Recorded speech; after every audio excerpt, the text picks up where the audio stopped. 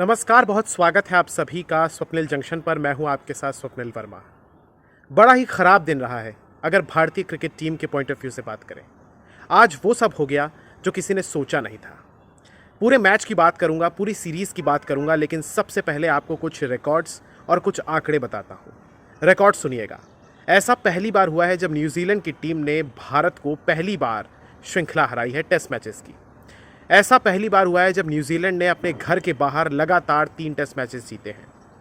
ऐसा भी पहली बार हुआ है कि भारत ने अब तक जो कुल मिलाकर 65 सीरीज़ खेली हैं, 3 या 3 से ज़्यादा टेस्ट मैचेस की, उसमें पहली बार कोई टीम हमारा वाइट वॉश कर दे।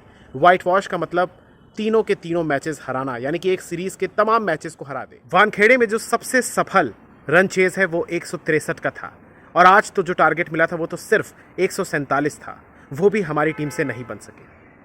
एजाज पटेल, जो कि न्यूजीलैंड के स्पिनर हैं, उन्होंने जब आखिरी बार वानखेड़े में खेले थे तो उन्होंने एक पारी में सभी 10 के 10 विकेट चटकाए थे, और जब इस बार खेले तो 11 विकेट दोनों पारियों को मिलाकर चटकाए।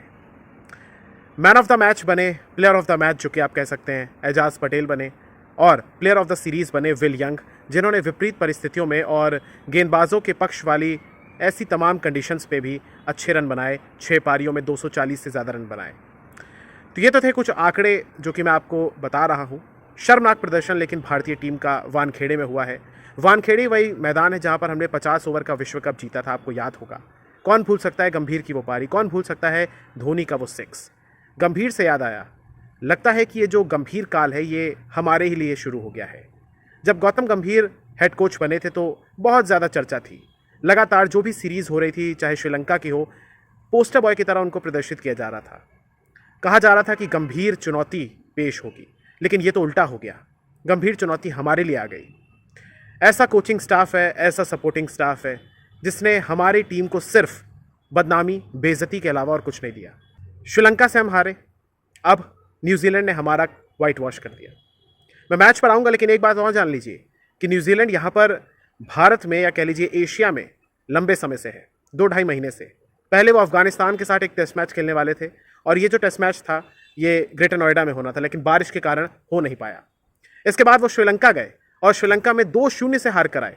कल्पना कर सकते हैं आप, 2-0 से।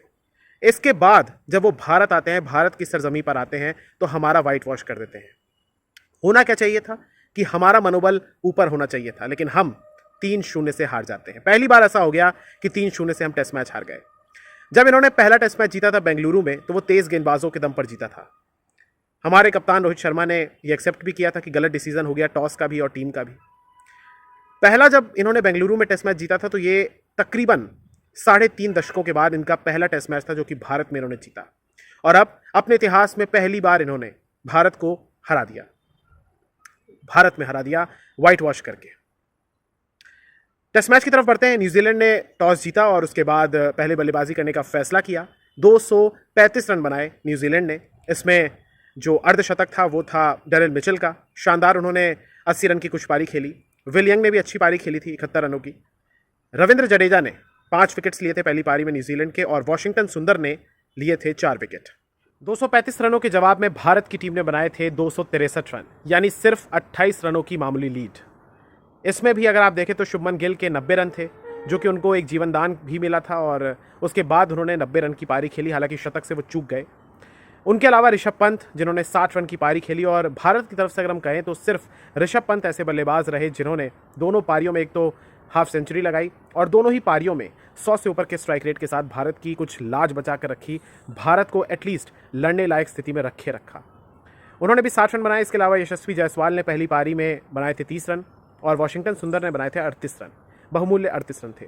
इसके अलावा जो हमारे सुपरस्टार बल्लेबाज हैं, लेजेंड जो हैं, जिनमें कप्तान रोहित शर्मा शामिल हैं, उन्होंने 18 रन बनाए थे, और उनके साथ मौजूद विराट कोहली 4 रन बनाकर रन आउट हो गए थे।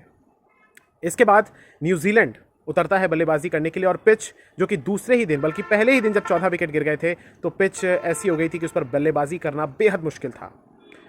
न्यूजीलैंड बल्लेबाजी करती है दूसरी पारी में और 174 रन बनाती है। 174 रन में इसमें विल यंग 51 रन बनाते हैं, दूसरा वो हाफ सेंचुरी लगाते हैं, ठीक उसी तरीके से जैसे ऋषभ पंत ने लगाया। ग्लेन फिलिप्स 26 रन बनाते हैं, और जडेजा इस बार भी 5 विकेट लेते हैं, जबकि अश्विन 3 विकेट्स लेते हैं। टारगेट हमें मिलता है 147 रन का, जिसके उत्तर में भारतीय टीम 121 पर आउट हो जाती है, 121 रन पर, और न्यूजीलैंड की टीम 25 रनों से ये मुकाबला जीत जाती है। बात अगर करें भारत की तो आप ध्यान से सुनिए। Jaiswal 5 run, Rohit Sharma 11 run, Gill 1 run, Kohli 1 run, Sarfaraz 1 run, Jadeja 6 run और अश्विन ने भी सिंगल डिजिट में ही बनाया है। हमारे 8 ऐसे बल्लेबाज थे जिन्होंने सिंगल डिजिट में रन बनाए हैं, 3 सिर्फ ऐसे थे जिन्होंने डबल फिगर बनाया। उसमें भी ऋषभ पंत के अगर 64 निकाल दें तो आपके पास कुछ नहीं बचता। 64 के बाद जो दूसरा या तीसरा हाईएस्ट स्कोर है वो 13 और 12 का है। कल्पना कीजिए आप कि ऋषभ पंत के अलावा कोई टिका ही नहीं। इसके अलावा आप फॉलो विकेट्स देखिए।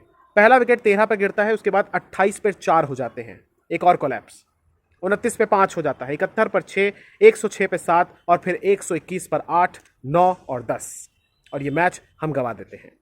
एजाज पटेल शानदार प्रदर्शन करते हैं, 6 विकेट वो लेते हैं इस पारी में, और ग्लेन फिलिप्स जो कि एक ऑलराउंडर हैं, पार्ट टाइम स्पिनर हैं, वो भी 3 विकेट निकाल लेते हैं। अब इस हार के साथ, इस सीरीज हार के साथ टीम इंडिया के लिए वर्ल्ड टेस्ट चैंपियनशिप का फाइनल मुकाबला लगातार तीसरी बार खेलना मुश्किल होता जा रहा है, क्योंकि अब हमारा टूर आखिरी सीरीज जो है वो ऑस्ट्रेलिया में है, बॉर्डर गावस्कर ट्रॉफी, जो कि 5 टेस्ट मैचेस की है।